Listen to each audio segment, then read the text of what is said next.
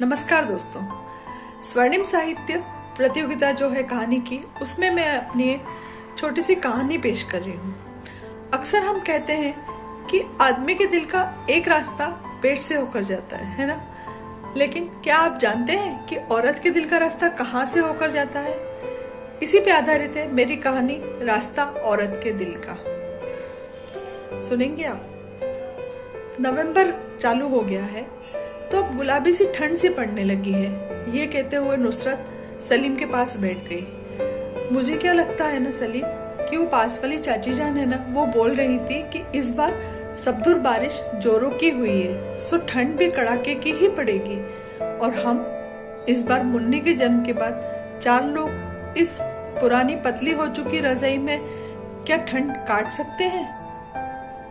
सलीम बोलता है, नुसरत मैं तुम्हारी बात समझता हूँ, हमें नई रजाई की जरूरत है, लेकिन तुम तो जानते हो पिछले 4 महीनों से मेरे गन्ने के रस की दुकान का इस कोरोना की महामारी की वजह से बिल्कुल भी धंधा नहीं हुआ है। जहां अप्रैल और मई महीने में स्कूली बच्चे और कॉलेज के बच्चों की परीक्षा के बाद लंबी सी लाइनें लगती थी, वहां आज कोई भी ढाकने तक नहीं आया। और शाम को परिवार वाले बूढ़े बुजुर्ग लोग आकर गन्ने का रस पीते थे।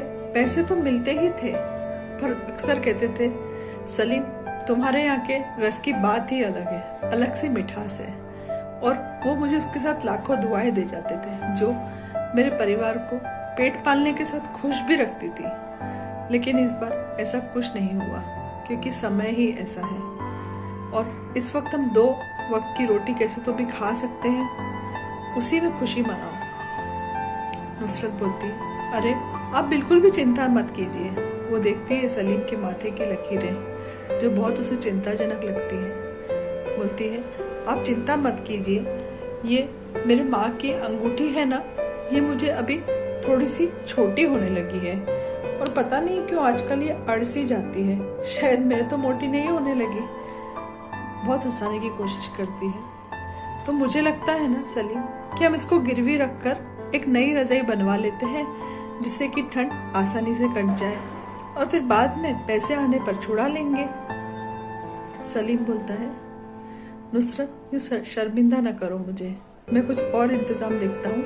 ये तुम्हारे अम्मा की निशानी है और तुम तो यूं भी इसे कभी नहीं उतारती, और अब इस रजाई के लिए मैं ऐसा कतई होने नहीं दूंगा। नुसरत बोलती है, सलीम आप चिंता मत करो, ये वाकई मेरे अम्मा की निशानी है, पर अम्मा की निशानी सोना नहीं होती, सोने से यादें होती हैं, और वो मेरे साथ हमेशा है और मेरे दिल में महफूज है।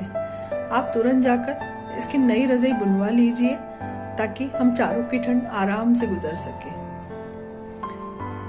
और ये बोलते ही हाथ से अंगूठी निकाल देती है। सलीम बोलता है, नुसरत अभी कुछ देर पहले तुम कह रही थी ये अंगूठी तुम्हें छोटी होती है, और अभी तो तुमने आसानी से उतार दी। वो हड़बड़ाई सी, जी जी जी ये छोटी ही है, अभी वो मेरे साबुन के हाथ थे ना, सो आसानी से उतर गई।